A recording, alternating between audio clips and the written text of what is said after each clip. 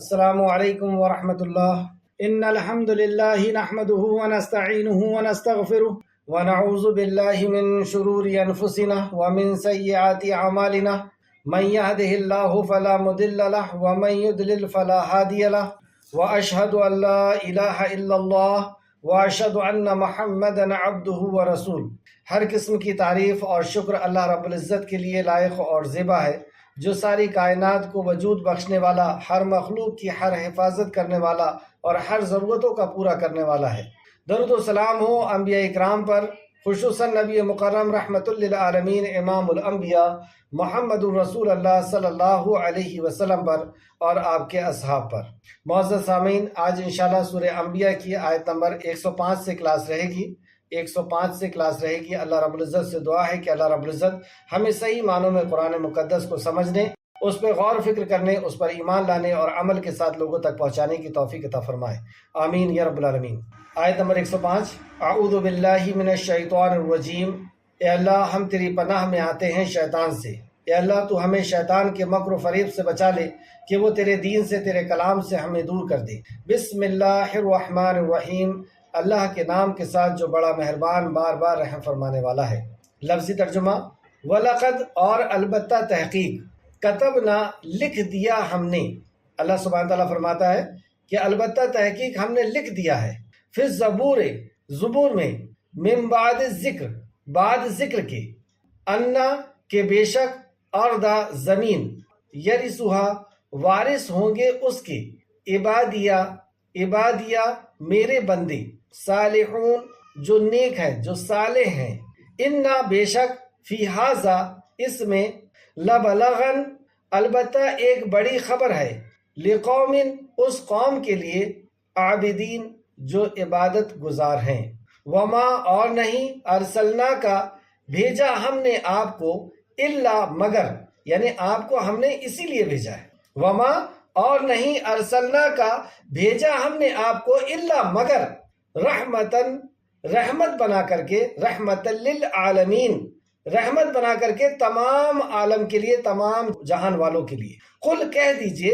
اب اس رحمت کا، قل، کہہ دیجئے، انما، کہ بے شک، یوحا، وحی کی جاتی ہے، الیہ، میرے طرف، انما، کہ بے شک، الہکم، الہ تمہارا، الہم، الہ ہے، واحد، ایک ہی، الہکم الہ واحد، الہ ہے تمہارا ایک ہی تمہارا معبود ہے۔ فہل، تو کیا، انتم، تم، مسلمون، مسلم ہوتے ہو، فرمانبردار ہوتے ہو۔ فإن، پھر اگر، تولوا، وہ منہ موڑ لیں، وہ اس دعوت توحید سے اگر وہ منہ موڑ لیں، فقل، تو کہہ دیجئے، آذنتکم، خبردار کر دیا میں نے تمہیں، تو آپ کہہ دیجئے کہ خبردار کر دیا میں نے تمہیں، علی سوائن، یکسو طور پر، وَإِن، اور نہیں، ادری، میں جانتا، وَقَرِیبٌ، کیا قریب ہے، ام، یا، بعید، دور ہے، ما، جو، توعدون، تم وعدہ دیے جاتے ہو، یعنی وہ عذاب جس کا تم سے وعدہ کیا گیا ہے وہ دور ہے یا قریب ہے، میں نہیں جانتا۔ انہو، بے شک وہ، یعلم، وہ جانتا ہے، جہرا، ظاہر کو، من القول، بات میں سے، وَيَعْلَمُ، اور وہ جانتا ہے، ما، اس کو جو، تکتمون، تم چھپاتے ہو۔ وَإِنْ، اور نہیں، ادری، میں جانتا، لعلہ، شاید کہ وہ، فتنۃ، فتنہ ہو، لکم، تمہارے لیے، ومتاع، اور فائدہ اٹھانا ہے، الہین، ایک مدت تک۔ قالا، کہا، ربکم، اے میرے رب، فیصلہ کر دے، بالحق، ساتھ حق کے، وربنا، اور رب ہمارا، رحمان، رحمان ہے، مستعان، جس سے مدد طلب کی جاتی ہے، اللہ، اس پر، ما، جو، تصفون، تم بیان کرتے ہو۔ آئے تفسیر کی طرف۔ تفسیر ابن کثیر جلد نمبر 4 صفحہ نمبر 154۔ وَلَقَدْ كَتَبْنَا، اور بلا شبہ زبور میں نصیحت کے بعد یہ لکھ دیا گیا، وَلَقَدْ كَتَبْنَا فِي الزُّبُورِ مِن بَعْدِ، اور بلا شبہ ہم زبور میں نصیحت کے بعد یہ لکھ چکے ہیں۔ زبور سے مراد ایک قول کے مطابق یہ صحیفے ہیں، یعنی تورات، انجیل اور قرآن، اور دوسرے قول کے مطابق یہ داؤد علیہ السلام پر جو زبور نازل ہوئی اس زبور کا ذکر ہے۔ خلاصہ یہ کہ اللہ نے اپنی وحی میں لکھ دیا ہے، یہ فیصلہ فرما دیا ہے۔ کیا ہے وہ فیصلہ؟ کہ بے شک میرے بندے زمین کے وارث ہوں گے، بے شک میرے بندے، میرے نیک بندے زمین کے وارث ہوں گے۔ یعنی اللہ کے نیک بندوں کے لیے اللہ رب العزت نے اپنی وحی میں یہ فیصلہ فرما چکا ہے کہ میرے نیک بندے زمین کے وارث ہوں گے۔ تو زمین سے مراد دونوں زمین ہے، اس دنیا کی بھی زمین اور جنت کی بھی زمین، جس کے ایک کوڑا رکھنے کی جگہ اس دنیا اور معافیہ کو بیچنے کے بعد جو رقم حاصل ہو اس سے بھی زیادہ قیمتی ہے، دنیا اور معافیہ سے زیادہ قیمتی جو جنت کے ایک کوڑا رکھنے کی جگہ، وہ زمین بھی اور یہ دنیا کی زمین بھی اللہ رب العزت نے اپنے صالح بندوں پر، اپنے نیک بندوں کے لیے لکھ دیا ہے۔ صالحون اللہ نے آخر میں کہا۔ اس تعلق سے دوسرے مقام پہ اللہ نے فرمایا سورہ اعراف آیت نمبر 128، زمین تو اللہ ہی کی ہے، وہ اپنے بندوں میں سے جسے چاہتا ہے اس کا مالک بناتا ہے۔ زمین کی حکومت اللہ ہی سبحانہ و تعالیٰ کی ہے، وہ جسے چاہتا ہے، کبھی ظالموں کو زمین کا بادشاہ بناتا ہے اور کبھی اپنے نیک اور کار بندوں کو اللہ رب العزت زمین کا وارث بناتا ہے۔ تو یہاں پہ فرمایا وہ جسے چاہتا ہے اس کا مالک بناتا ہے، اور آخر انجام تو پرہیزگاروں کے لیے ہی ہے، آخر انجام تو پرہیزگاروں کے لیے ہی ہے۔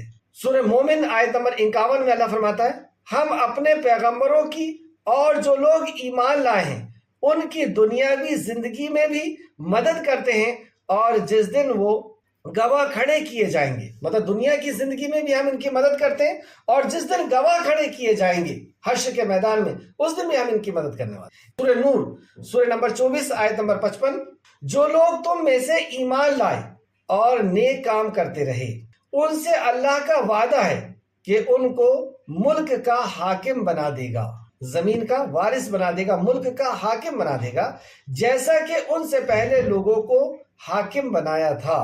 نوح علیہ السلام کے دور میں بھی آپ دیکھیں، موسیٰ علیہ السلام کے بھی دور میں دیکھیں کہ بنی اسرائیل کو زمین کا مالک بنایا تھا، اور نبی مکرم صلی اللہ علیہ وسلم کے صحابہ، اور کوئی سوچ بھی نہیں سکتا تھا کہ کیسر اور کسرا کے بھی مالک بنیں گے، لیکن اللہ سبحانہ تعالیٰ نے یہ وعدہ فرمایا ہے کہ جو ایمان لائے گا اور عمل صالح کرے گا اللہ رب العزت اس کو زمین کا وارث بنائے گا۔ تو یہاں پہ اللہ نے فرمایا آیت نمبر 105 میں پھر سے دیکھیں، اور بلا شبہ ہم زبور میں نصیحت کے بعد یہ لکھ چکے ہیں کہ بے شک میرے نیک بندے زمین کے وارث ہوں گے، اور ہر دور میں اللہ رب العزت نے زمین کا وارث بنایا، اور پھر مرنے کے بعد آخرت میں جنت کا انہیں وارث بنایا جائے۔ بلا شبہ آیت نمبر 106، بلا شبہ اس میں ہمارے عبادت گزار بندوں کے لیے اطلاع ہے، ہمارے عبادت گزار بندوں کے لیے ایک اطلاع ہے، ایک تبلیغ ہے، ایک خبر ہے۔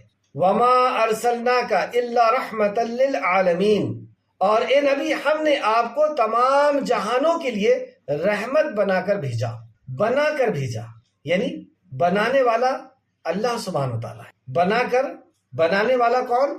اللہ سبحانہ وتعالیٰ جو رحمان اور رحیم ہے۔ اس رحمان اور رحیم نے نبی مکرم صلی اللہ علیہ وسلم کے دل کو رحمت بنا کر کے اور ساری عالم کے لیے رحمت بنا کے بھیجا۔ پہلے کے انبیاء علیہ السلام کسی قوم کے لیے آیا کرتے تھے، کسی علاقے کے لیے آیا کرتے تھے، لیکن رسول مکرم صلی اللہ علیہ وسلم سارے جہان کے لیے اور ساری انسانیت کے لیے، اس دور سے لے کر کے قیامت تک کے انسان کے لیے رحمت بنا کر کے بھیجے گئے۔ تفسیر دیکھیں صفحہ نمبر 155، اللہ تعالیٰ نے بیان فرمایا ہے کہ اس نے حضرت محمد الرسول اللہ صلی اللہ علیہ وسلم کو رحمت للعالمین بنا کر بھیجا ہے، یعنی اللہ تعالیٰ نے آپ کو سب جہانوں کے لیے رحمت بنا کر مبعوث فرمایا ہے۔ پس جو شخص اس رحمت کو قبول کر لے، سبحان اللہ، اس بات پہ غور کریں، پس جو شخص اس رحمت کو قبول کر لے، یعنی آپ کی تعلیم کو قبول کر لے، آپ کی رسالت کو قبول کر لے، اور آپ کی جو تعلیم تھی یعنی تعلیم دین، اور تعلیم دین میں سر فہرست توحید، تو بس جو شخص اس رحمت کو قبول کر لے اور اس نعمت کا شکر بجا لائے، سبحان اللہ، یعنی یہ جو رحمت ہے اس کا ہمیں چاہیے کہ ہم شکر بھی کریں کہ اللہ رب العزت نے ایسے نبی ہمیں پہنچایا، وہ دنیا و آخرت کی سعادت مندی یعنی خوش نصیبی اور کامرانی یعنی سکسیس ہونے کی اپنی دامن میں سمیٹ لے گا، خوشحالی اپنے دامن میں سمیٹ لے گا، اور جو اس رحمت کو قبول کرنے سے انکار کر دے۔ پھر سے دیکھیں، اور دنیا و آخرت یعنی جس نے آپ کی رسالت کو قبول کر لیا، آپ کی تعلیم کو قبول کر لیا، وہ دنیا و آخرت کی سعادت مندی اور کامرانی اور کامیابی کو اپنے دامن میں سمیٹ لے گا، اور جو اس رحمت کو قبول کرنے سے انکار کر دے، یعنی آپ کی تعلیم کا، آپ کی رسالت کو انکار کر دے، وہ دنیا و آخرت میں ناکام و نامراد رہے گا، جیسا کہ اللہ سبحانہ تعالیٰ نے فرمایا سورہ انبیاء آیت نمبر 28 اور 29، 28 29۔ کیا تم نے ان لوگوں کو نہیں دیکھا جنہوں نے اللہ کے احسان کو ناشکری سے بدل دیا؟ اللہ کے احسان کو کیا تم نے ان کو نہیں دیکھا؟ یعنی مکہ والوں کو تم نے نہیں دیکھا کہ ان کے پاس نبی رحمت صلی اللہ علیہ وسلم آئے، اس احسان کو انہوں نے ناشکری میں بدل دیا، کہ اس احسان کو انہوں نے اللہ کے قبول نہ کیا۔ اس تعلق سے ایک اور آیت دوسرے مقام پہ اللہ فرمایا لَقَدْ مَنَّ اللَّهُ عَلَى الْمُؤْمِنِينَ إِذْ بَعَثَ فِيهِمْ رَسُولًا مِّنْ أَنفُسِهِمْ يَتْلُو عَلَيْهِمْ آيَاتِهِ وَيُزَكِّيهِمْ وَيُعَلِّمُهُمُ الْكِتَابَ وَالْحِكْمَةَ وَإِنْ كَانُوا مِنْ قَبْلُ لَفِي ضَلَالٍ مُّبِينٍ۔ لَقَدْ مَنَّ اللَّهُ عَلَى الْمُؤْمِنِينَ، بے شک اللہ نے مومنوں پر احسان کیا کہ انہی میں سے ایک رسول بھیجا، اور وہ رسول کیا کرتے ہیں؟ یتلو علیہم آیاتی، جو میری آیتیں ان پر پڑھ کر کے تلاوت کرتے ہیں، یتلو علیہم آیاتی ویزکیہم، اور ان کا تزکیہ کرتے ہیں، ان کے اندر سے برائیوں کو نکالتے ہیں، اچھائیوں کو داخل کرتے ہیں، ویزکیہم ویعلمہم الکتاب والحکمہ، اور انہیں کتاب اور حکمت کی تعلیم دیتے ہیں، قرآن و حدیث کی تعلیم دیتے ہیں۔ لقد من اللہ علی المؤمنین اذ بعث فیہم رسولا من انفسہم یتلو علیہم آیاتہ ویزکیہم ویعلمہم الکتاب والحکمہ وان کانوا من قبل لفی ضلال مبین۔ اس کے پہلے وہ کھلی ہوئی گمراہی میں تھے، یعنی اب وہ گمراہی میں نہیں ہے، اب وہ ہدایت یافتہ ہے۔ تو یہ اللہ رب العزت کا احسان ہے کہ اللہ رب العزت نے محمد الرسول اللہ صلی اللہ علیہ وسلم کو رحمت للعالمین بنا کر کے اس اپنے کلام کو سمجھانے کے لیے، اپنی وحی کو کی تشریح اور توضیح کے لیے، آپ کی اس تعلیم کو لوگوں تک پہنچانے کے لیے اللہ سبحانہ تعالیٰ نے پہنچایا۔ تو سورہ ابراہیم آیت نمبر 28 اور 29 میں اللہ فرماتا ہے کیا تم نے ان لوگوں کو نہیں دیکھا جنہوں نے اللہ کے احسان کو ناشکری سے بدل دیا اور اپنی قوم کو تباہی کے گھر میں اتار دیا، اپنی قوم کو تباہی کے گھر میں اتار دیا۔ یعنی اگر ہم نے رسول اللہ صلی اللہ علیہ وسلم کی تعلیمات کو قبول نہ کیا اور آپ کی رسالت کو قبول نہ کیا تو ہم نے اپنے گھر کو تباہی میں اتار دیا، اپنے آپ کو تباہ اور برباد کر دیا۔ وہ گھر دوزخ، اس میں داخل ہوں گے۔ وہ گھر کون سا ہے؟ وہ گھر دوزخ ہے، اور اس میں وہ داخل ہوں گے، اور وہ برا ٹھکانہ ہے۔ اس تعلق سے ایک حدیث بھی دیکھیں کہ نبی کریم صلی اللہ علیہ وسلم کیسے رحمت بنا کر کے بھیجے گئے تھے۔ امام مسلم نے اپنی صحیح میں ابو ہریرہ رضی اللہ عنہ کی روایت کو بیان کیا ہے کہ عرض کیا گیا، یعنی آپ سے کسی نے عرض کیا، اے اللہ کے رسول صلی اللہ علیہ وسلم، آپ مشرکین کے لیے بد دعا فرما دیجیے۔ آپ نے فرمایا مجھے لعنت کرنے والا بنا کر نہیں بھیجا گیا، مجھے تو رحمت بنا کر کے بھیجا گیا۔ مسلم شریف حدیث نمبر 2599۔ نبی کریم صلی اللہ علیہ وسلم کی رحمت کہ آپ کے اوپر لوگ ظلم کیا کرتے تھے لیکن آپ برداشت کرتے تھے۔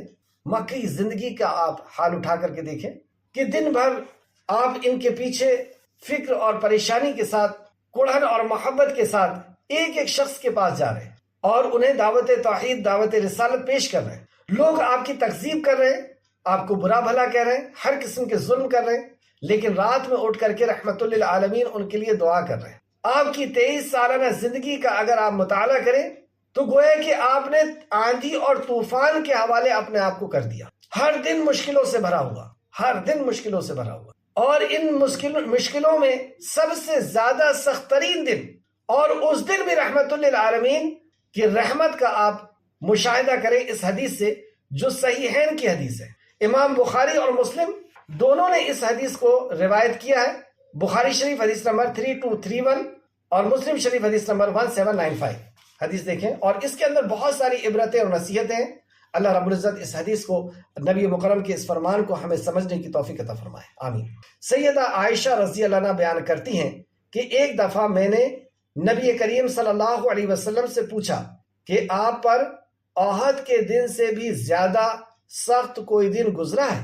عائشہ رسول مکرم صلی اللہ علیہ وسلم کی زندگی کو بہت قریب سے دیکھ رہی، اور آپ کی زندگی کے، مکی زندگی کے بھی حالات آپ کے ذہن میں تھے اور مدنی زندگی کے بھی حالات آپ کے ذہن میں تھے کہ مدینہ میں کس کس طریقے سے لوگوں نے آپ کو پریشان کیا ہے، تکلیف پہنچائی ہے، اور مکہ میں آپ کو کس کس طریقے سے تکلیف پہنچائی گئی، اور یہ ساری زندگی آپ کی ذہن میں ہے۔ اور عائشہ کہتی ہیں کہ آپ کی زندگی کا سب سے سخت ترین دن، یعنی وہ دن جس دن آپ سب سے زیادہ غمگین ہوئے، آپ سب سے زیادہ جو ہے آپ کو تکلیف پہنچی، اور پھر وہ خود ہی فرماتی کہ وہ احد کا دن ہوگا۔ واقعی احد کا دن جیسے کہ گیسنگ تھی عائشہ رضی اللہ عنہ کی کہ احد کا دن سب سے زیادہ سخت ہوگا، کیونکہ احد کے دن نبی مکرم صلی اللہ علیہ وسلم کے اوپر ایک ظالم نے پیچھے سے جان لیوا حملہ کیا۔ آپ گڈھے کے اندر گر گئے، جس سے آپ کے رخسار انور پر، آپ کے چہرے پر 2 سلاخیں گھس گئیں۔ صحابی نے کہا کہ اگر ہم اس کو ہاتھ سے نکالیں گے تو ہاتھ ہلے گا، آپ کو تکلیف ہوگی۔ تو ایک صحابی رسول سامنے آتے اور کہتے ہیں کہ میں اپنے دانت سے اس کو نکالوں گا تاکہ سیدھے سے سیدھا نکل جائے۔ دانت سے نکالا، اتنا سخت گھسا ہوا تھا وہ تار، وہ سلاخ اتنی سخت داخل تھی آپ کے چہرے میں، صحابی کا دانت ٹوٹ۔ دوسرے صحابی نے کہا کہ ٹھیک ہے اب میں دوسری میں نکالتا ہوں، کہا نہیں دوسری میں ہی نکالوں گا۔ پھر دوسری سلاخ کو آپ صلی اللہ علیہ وسلم کے رخسار انور سے نکالنے کے لیے کھینچا اور صحابی کا دوسرا دانت ٹوٹا۔ نبی مکرم صلی اللہ علیہ وسلم لہو لہان ہے، آپ کا دندان مبارک بھی شہید کیا گیا، آپ کا دندان مبارک بھی ٹوٹا، دانت بھی ٹوٹا، اور جس کو آپ جب دھو رہے تھے تو خون زار و قطار گر رہا تھا۔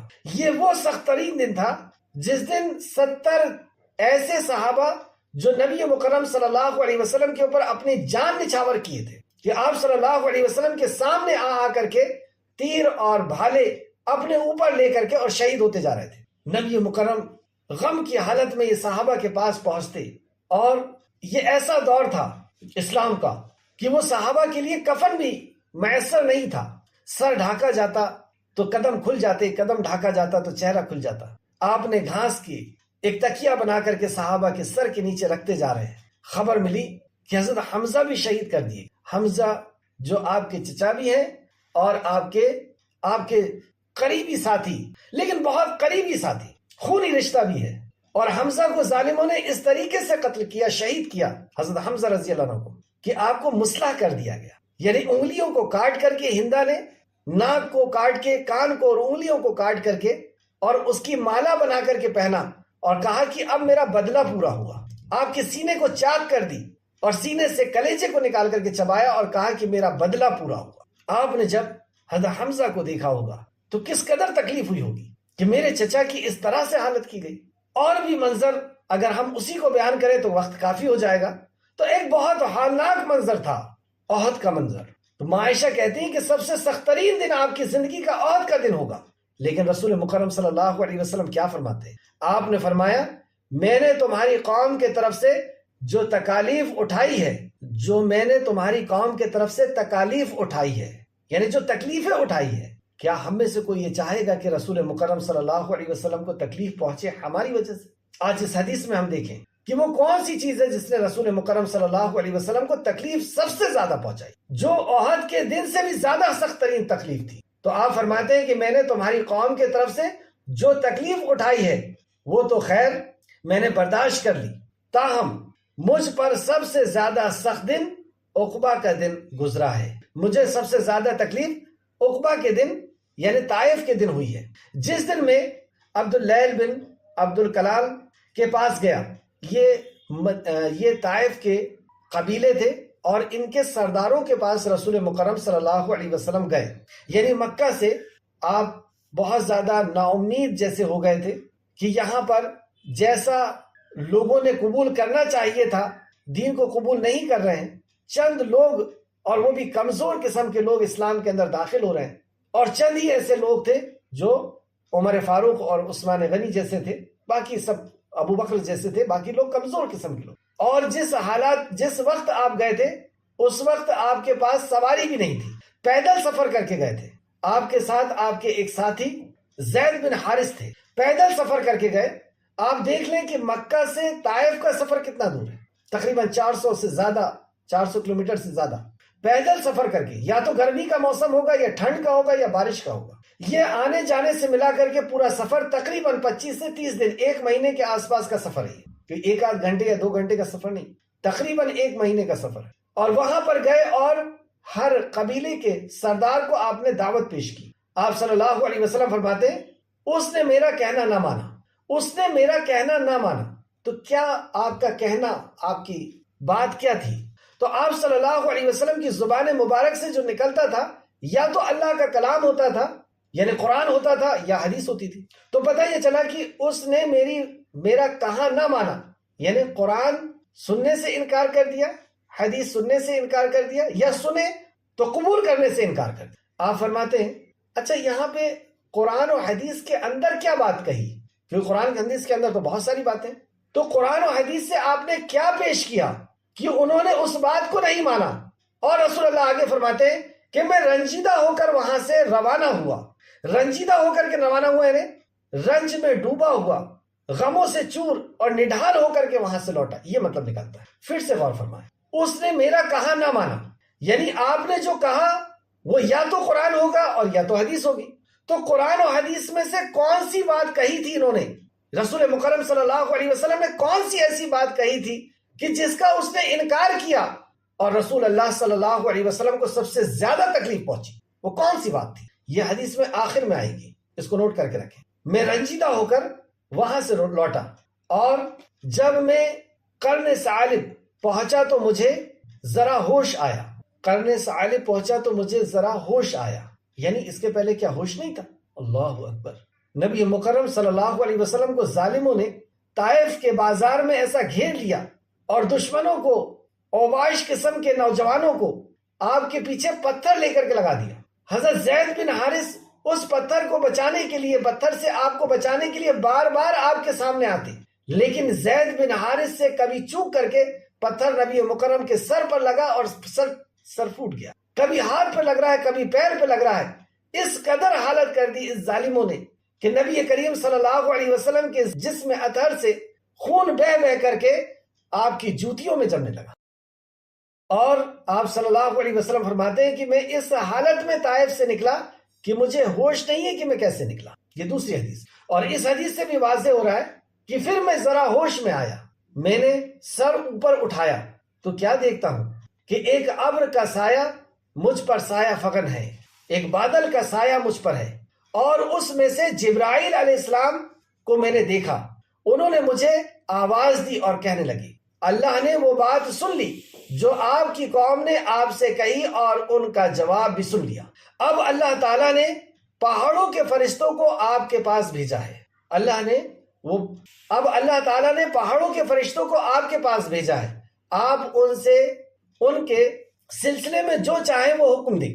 اتنے میں اس پہاڑ کے فرشتے نے مجھے آواز دی اور سلام کہا. اس نے کہا اے محمد صلی اللہ علیہ وسلم، میں پہاڑوں کا فرشتہ ہوں، آپ کے رب نے مجھے آپ کے پاس بھیجا ہے. تو اللہ رب العزت نے پہاڑوں کے فرشتوں کو پہنچایا اور پہاڑوں کے فرشتے نے ندا لگائی، آواز دی اور سلام کہا اور کہا کہ یا رسول اللہ، اے محمد، میں پہاڑوں کا فرشتہ ہوں، آپ کے رب نے مجھے آپ کے پاس بھیجا ہے تاکہ آپ مجھے اپنے معاملے میں جو چاہیں وہ حکم دیں. تو آپ نے فرمایا، یعنی دیکھیں آپ رسول اللہ صلی اللہ علیہ وسلم کو اب پاور بھی مل گیا ہے کہ اگر آپ حکم دیں تو دو پہاڑوں کے بیچ میں رکھ کر کے میں ان کو پیس دوں. لیکن نبی مکرم رحمت للعالمین کیا کہہ رہے ہیں؟ آپ نے کہا کہ ایسا نہ کرو، بلکہ مجھے امید ہے کہ ان کی اولادوں میں سے اللہ ایسے لوگوں کو پیدا کرے گا جو اللہ اکیلے کی عبادت کریں گے اور اس کے ساتھ ذرا سا بھی شریک نہیں کریں گے.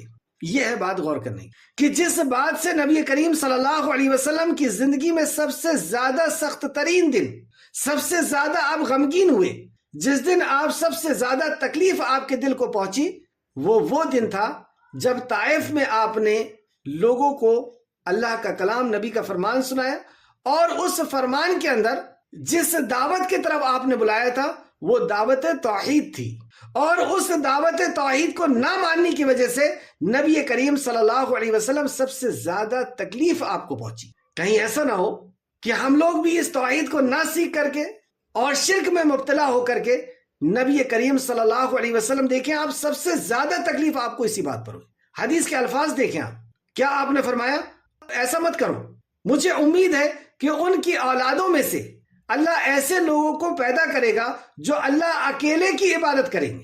یعنی یہ ابھی اللہ کی عبادت کرتے ہیں اور اللہ کے ساتھ اوروں کی بھی عبادت کرتے ہیں، یہ شریک کرتے ہیں، لیکن ایسے لوگ پیدا ہوں گے جو صرف اللہ کی عبادت کریں گے، جو صرف اللہ کو حاجت روا اور مشکل کشا سمجھیں گے، جو صرف اللہ سبحانہ و تعالیٰ کو ہی ضرورت کا پورا کرنے والا اور مصیبت کا دور کرنے والا سمجھیں گے، اور اس کے ساتھ ذرا سا بھی شرک نہیں کریں گے۔ اس بات نے آپ کو غمگین کیا تھا، یعنی اللہ کے ساتھ اوروں کو شریک کرنا یا توحید کی دعوت کو قبول نہ کرنا، یہ بات نبی کریم صلی اللہ علیہ وسلم کو سب سے زیادہ تکلیف پہنچائی تھی، سب سے زیادہ غمگین ہوئے تھے۔ تو توحید کو نہ سیکھ کر اور نہ اس پہ عمل کر کے، یعنی شرک کر کے، نبی کریم صلی اللہ علیہ وسلم کو کہیں ہم لوگ بھی تکلیف پہنچانے والے نہ ہو جائیں۔ اللہ ہمیں نبی کریم صلی اللہ علیہ وسلم کو غمگین کرنے والے عمل سے محفوظ رکھے۔ اللہ رب العزت ہمیں شرک سے بچا لے اور توحید کی دعوت، توحید کو سمجھنے اور اس پہ عمل کرنے کی توفیق عطا فرما دے۔ یہ متفقن روایت ہے، یعنی بخاری اور مسلم دونوں نے اس کو روایت کیا ہے۔ بخاری شریف حدیث نمبر 3231 3231 اور مسلم شریف حدیث نمبر 1795 1795۔ اس حدیث سے ہم نے جو آج میسج لینا تھا کہ نبی کریم صلی اللہ علیہ وسلم رحمت للعالمین بنا کر کے بھیجے گئے۔ آپ دیکھیں ایسے سخت موقع پر کہ جب لوگوں نے آپ کو اس طریقے سے تکلیف پہنچائی ہے، لیکن اس کے باوجود، پاور آ جانے کے باوجود بھی آپ صلی اللہ علیہ وسلم نے اس قوم کو معاف کر دیا، اس امید سے کہ اب آنے والی جنریشن جو ہے وہ توحید پرست ہوگی۔ اور ایسے ہی ہوا۔ حضرت ابو ہریرہ رضی اللہ عنہ یہ بھی طائف کے ہیں، اور ہندوستان کے اندر جو صحابہ سب سے پہلے آئے اس میں طائف کے ہی صحابہ زیادہ تھے۔ آگے دیکھیں تفسیر ابن کثیر ایک بات اور نقل فرماتے ہیں آپ کی رحمت کے تعلق سے، صفحہ نمبر 157۔ اگر کہا جائے کہ جو شخص آپ کے ساتھ کفر کرے تو اسے کیا رحمت حاصل ہوئی؟ جنہوں نے کفر کیا تھا کیا انہیں بھی رسول اللہ کی رحمت حاصل ہوئی ہے؟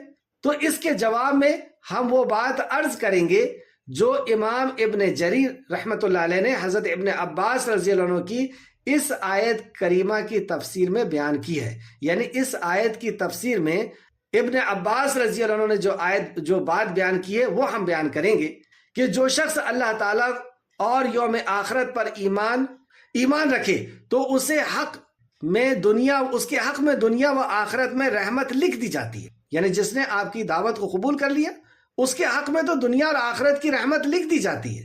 اگر جو اللہ اور اس کے رسول کے ساتھ ایمان نہ لائے تو اس کے لیے رحمت یہ ہوگی کہ وہ دنیا میں، زمین میں دھسا دینے والے یا آسمان سے پتھر برسانے والی صورت کی طرح عذاب سے محفوظ رہے گی۔ یعنی یہ رحمت مومنوں کو تو مل کر کے رہے گی، لیکن رحمت للعالمین کے اس دنیا میں آنے کی رحمت میں سے ایک رحمت یہ بھی ہے کہ جنہوں نے ایمان نہیں لایا ہے ان کے لیے بھی نبی کریم صلی اللہ علیہ وسلم کے مبعوث ہونے کی وجہ سے ان کو بھی ایک رحمت ملے گی کہ وہ ایسے عذاب میں ملوث نہیں ہوں گے کہ عذاب سے آسمان پھٹ پڑے، پتھروں کی ان کے اوپر بارش ہو جائے، ایسے عذاب سے یہ محفوظ رہیں گے۔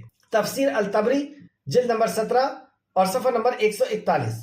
اس تعلق سے ایک مسلم شریف کی بھی حدیث ہمیں ملتی ہے کہ رسول کریم صلی اللہ علیہ وسلم نے اپنی امت کے لیے دعا کی کہ اللہ ان کو قحط سالی کے عذاب سے ختم نہ کریو، یعنی ان کے اوپر ایسا عذاب نہ آئے کہ پورے کے پورے قحط سالی کی وجہ سے، سوکھے کی وجہ سے تباہ اور برباد ہو جائے، ختم ہو جائے۔ اور اے اللہ ان کے اوپر کوئی ظالم کو بھی ایسا مسلط نہ کر دے، یعنی کوئی ایک ظالم ایسا مسلط نہ ہو جائے کہ ساری کی ساری امت کو جو ہے وہ تباہ اور برباد کر دے یا ساری امت کے اوپر وہ ظلم کرے۔ تو اللہ سبحانہ تعالیٰ نے اس دعا کو قبول فرمائی اور اللہ نے آخر میں بتایا کہ یہ آپس میں ہی لڑیں گے اور آپس میں ہی خون خرابہ کریں گے۔ مسلم شریف حدیث نمبر 7258 7258، اردو میں اگر دیکھتے ہیں اور عربی کی کتاب میں اگر دیکھیں گے تو مسلم شریف 2889۔ آیت نمبر 107 ہم نے پڑھا۔ 107 آیت کا 108 آیت سے کتنا گہرا تعلق ہے اس کو ہم دیکھیں گے۔ اے نبی ہم نے آپ کو تمام جہانوں کے لیے رحمت بنا کر کے بھیجا ہے۔ آیت نمبر 108، قل انما یوحى الی انما الہکم الہ واحد فہل انتم مسلمون۔ کہہ دیجئے، مطلب آپ کو اب جو رحمت بنا کر کے بھیجا ہے، کیوں بھیجا ہے؟ اس رحمت کے ساتھ آپ کو کون سا پیغام پہنچانا ہے، اس کا اللہ رب العزت نے ذکر کیا آیت نمبر 108 میں کہ کہہ دیجئے کہ میرے طرف تو صرف یہ وحی کی جاتی ہے کہ بس تمہارا معبود ایک ہی معبود ہے، پھر کیا تم مسلم ہوتے ہو؟ کیا تم مسلمان ہوتے ہو؟ تفسیر ابن کثیر اس آیت کے تعلق سے فرماتے ہیں کہ وحی کا خلاصہ یہ ہے کہ اللہ تعالیٰ کی عبادت کرو. ساری وحی خلاصہ جو ہے وہ یہ ہے کہ اللہ کی عبادت کرو. یعنی سارے انبیاء اسی دعوت کو لے کر کے آئے. اللہ تعالیٰ نے اس کلمے کو یعنی کلمہ توحید کو رسولوں کی دعوت اور رسالت کا خلاصہ قرار دیا، وحی کا خلاصہ قرار دیا. دوسرے مقام پہ اللہ نے فرمایا سورہ نحل آیت نمبر 36 وَلَقَدْ بَعَثْنَا فِي كُلِّ أُمَّةٍ رَسُولًا أَنِ اعْبُدُوا اللَّهَ وَاجْتَنِبُوا الطَّاغُوتَ. ہم نے ہر امت میں رسول بھیجا. کیوں بھیجا؟ لوگ صرف اللہ کی عبادت کریں اور اس کے سوا تمام معبود کا انکار کریں، تمام معبودوں کی عبادت سے بچ جائیں. اسی طرح سورہ نحل آیت نمبر 2 میں اللہ فرماتا ہے اور فرشتوں کو اپنی وحی دے کر اپنے حکم سے اپنے بندوں میں سے جس پر چاہتے ہیں اتارتے ہیں. فرشتوں کو اپنی وحی دے کر اپنے حکم سے اپنے بندوں میں سے جس پر چاہتے ہیں اتارتے ہیں. کیوں اتارتا ہے اللہ؟ جواب، تاکہ تم لوگوں کو آگاہ کر دو. یعنی سارے انبیاء کو یہی دعوت کہ تم لوگوں کو آگاہ کر دو کہ میرے سوا کوئی معبود نہیں، لہٰذا تم مجھ سے ڈرو. یہ آیت کریمہ، یہ آیت اس سورت کی پہلی آیت ہے جس میں اللہ نے اپنے بندوں پر کئی احسانات کو گنایا ہے. اس آیت میں کئی احسانات کو گنایا ہے. اس سے پتہ چلتا ہے کہ اس کلمے کی توفیق اللہ کی وہ عظیم نعمت ہے جسے اللہ نے اپنے بندوں پر پورا کیا ہے. جیسا کہ اللہ سبحانہ تعالیٰ نے فرمایا سورہ لقمان آیت نمبر 20 اللہ نے تم پر ظاہری اور باطنی نعمت پوری کر دی. مجاہد رحمت اللہ علیہ فرماتے ہیں کہ اس میں لا الہ الا اللہ، ایسی ہی اس نعمت سے مراد لا الہ الا اللہ ہے. فرمایا کہ کہہ دیجئے میرے طرف تو صرف یہ وحی کی جاتی ہے کہ بس تمہارا معبود ایک ہی ہے، پھر کیا تم مسلمان ہوتے ہو؟ پھر اگر وہ پھرے، آیت نمبر 109، پھر اگر وہ پھرے یعنی انکار کرے تو کہہ دیجئے کہ میں نے تمہیں یکسو طور پر خبردار کر دیا. وہ اگر پھرے یعنی انکار کر دے. کس سے انکار کر دے؟ وہ دعوت جو آپ لے کے آئے یعنی توحید کا انکار کر دے. ایک اللہ کو ضرورت کا پورا کرنے والا، مصیبت کا دور کرنے والا سمجھنے سے انکار کر دے اور مخلوق کو بھی اللہ کا سانجی ٹھہرائے، اللہ رب العزت کا شریک کرے. تو پھر اگر وہ پھرے تو کہہ دیجئے کہ میں تمہیں یکسو طور پر خبردار کر دیا ہے، اور میں نہیں جانتا کہ جس کا تمہیں وعدہ دیا جاتا ہے وہ قریب ہے یا بعید ہے. اللہ، اور میں نہیں جانتا یعنی اس دعوت کا انکار کر دینا، توحید کا انکار کر دینا، یہ اس بات کی دلیل ہے کہ تمہارے اوپر عذاب آ سکتا ہے. جیسے فرمایا اور میں نہیں جانتا یعنی تم نے اس بات کا انکار کر دیا تو میں نہیں جانتا کہ جس کا تمہیں وعدہ دیا جاتا ہے یعنی جس عذاب کا تمہیں وعدہ دیا جاتا ہے وہ قریب ہے یا دور ہے. تو مشرکوں سے عذاب کا وعدہ کیا ہے جو شرک کرتے ہیں. اللہ رب العزت ہم سب کو بچائے. اللہ رب العزت نے فرمایا کہ یہ کہہ دیجئے کہ میں نہیں جانتا کہ جو وعدہ تم سے کیا گیا ہے یعنی مشرکوں سے جو عذاب کا وعدہ کیا گیا ہے میں نہیں جانتا کہ وہ قریب ہے یا بعید ہے، دور ہے. کس طرح سے اللہ رب العزت نے توحید کو سمجھایا ہے. آیت نمبر 110 بے شک وہ اللہ پکار کر کہی ہوئی بات کو بھی جانتا ہے اور جو تم چھپاتے ہو اس کو بھی وہ جانتا ہے. جو تم پکار کر کے کہتے ہو اللہ اسے بھی جانتا ہے اور جو تم چھپا کر کے کہتے ہو اللہ اسے بھی جانتا ہے. سورہ ملک میں بھی اللہ نے فرمایا کہ تمہاری چھپی اور کھلی باتوں کو زور سے کہی ہوئی اور من میں کہی ہوئی، یہاں تک کہ کہا کہ جو تمہارے دل کے اندر ہے اللہ اسے بھی جانتا ہے. کیسے جان لیتا ہزاروں کروڑوں لوگوں کے دل کے اندر کی باتوں کو؟ اللہ جواب دیتا ہے کیا جس نے پیدا کیا وہ نہ جانے گا. آیت نمبر 111 اور میں نہیں جانتا شاید یہ تاخیر عذاب یعنی تم شرک کر رہے ہو، اللہ کے نبی کی تکذیب کر رہے ہو، انکار کر رہے ہو، اور میں نہیں جانتا کہ شاید یہ تاخیر عذاب یعنی عذاب میں دیری تمہارے لیے آزمائش اور ایک وقت تک فائدہ ہے. مطلب میں یہ نہیں جانتا کہ یہ تاخیر جو کی جا رہی ہے تمہارے لیے آزمائش ہے یا ایک وقت تک اللہ نے تمہیں ڈھیل دی ہے. یہ دو چیز میں سے ایک ہے. یا تو تمہارے لیے آزمائش ہے کہ اللہ رب العزت تمہیں آزما رہا ہے یہ ڈھیل دے کر کے کہ تم کتنی اللہ رب العزت کی شرکسی کرتے ہو، کتنا اللہ رب العزت کا حق کسی بندے کو، مخلوق کو دیتے ہو، یا نبی مکرم کے مقام و مرتبے کو نہیں سمجھتے ہو، رسالت کو قبول نہیں کرتے ہو. یہ تمہارے لیے اللہ رب العزت ڈھیل دے رہا ہے یا تمہارے لیے آزمائش ہے، نہیں جانتا. آخر آیت نمبر 112 رسولوں نے کہا قال رب احکم بالحق، رسولوں نے کہا اے میرے رب حق کے ساتھ فیصلہ فرما، حق کے ساتھ فیصلہ فرما دے. تفسیر دیکھیں صفحہ نمبر 158. میدان جنگ میں کون سی دعا پڑھی جانی چاہیے؟ قال رب احکم بالحق. پیغمبروں نے کہا کہ اے میرے پروردگار حق کے ساتھ فیصلہ کر دے، یعنی ہمارے اور حق کے تکذیب کرنے والے ہماری قوم کے درمیان فیصلہ کر دے، یعنی ہمارے اور مشرکوں کے درمیان فیصلہ کر دے. قتادہ کہتے ہیں کہ انبیاء علیہ السلام یہ حسب ذیل دعائیں پڑھا کرتے تھے. سورہ اعراف آیت نمبر 89.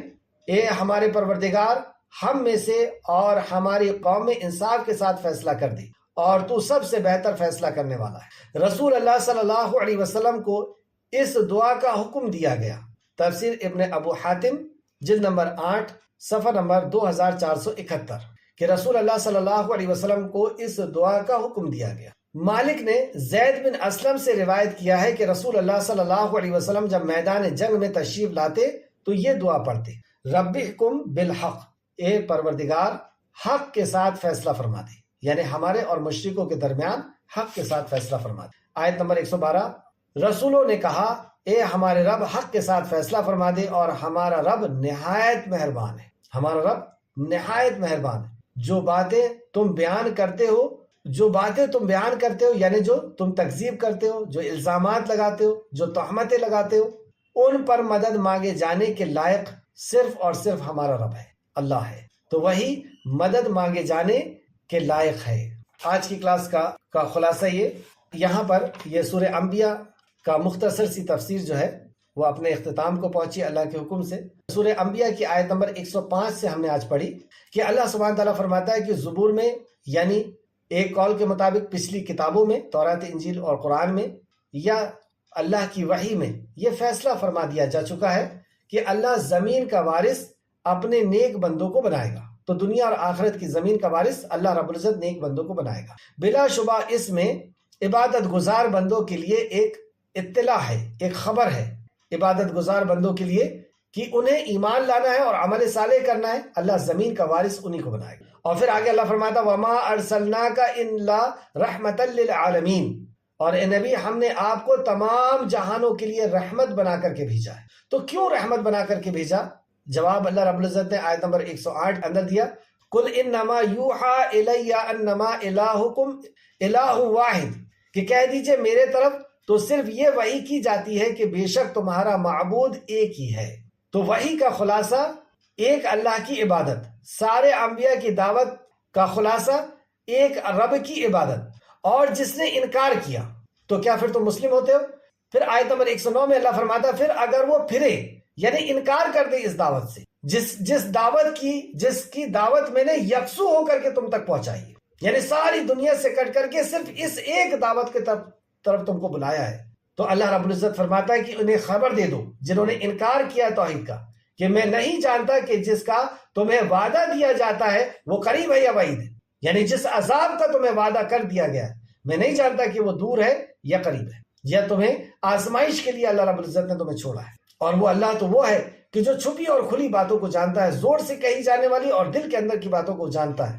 اور آیت نمبر 111 میں فرمایا اور میں نہیں جانتا کہ شاید یہ تمہارے لیے آزمائش اور ایک وقت تک کا فائدہ ہے، یعنی تمہیں جو عذاب نہیں دیا جا رہا یہ ایک وقت تک کا فائدہ ہے. اور رسولوں نے کہا کہ اے ہمارے رب حق کے ساتھ ہم میں فیصلہ فرما دے، یعنی ان کے اور ہمارے بیچ میں تو فیصلہ فرما دے، اور ہمارا رب نہایت مہربان ہے، اور جو باتیں تم بیان کرتے ہو اس سے مدد مانگے جانے کے لائق بھی وہی رب ہے، وہی ذات ہے. یہاں پر یہ سورہ انبیاء اپنے اختتام کو پہنچی. اللہ رب العزت سے دعا ہے کہ خالق مالک جو کچھ بھی ہم نے پڑھا اس پہ ہمیں مزید غور و فکر کرنے کی تو توفیق عطا فرما. اے اللہ جب تک ہمیں زندہ رکھ، عقید توحید کے ساتھ ہمیں زندہ رکھ، ہمارا خاتمہ بالخیر فرما اور نیکوکاروں کے ساتھ ہمارا شمار فرما. آمین یا رب العالمین. السلام علیکم ورحمۃ اللہ وبرکاتہ.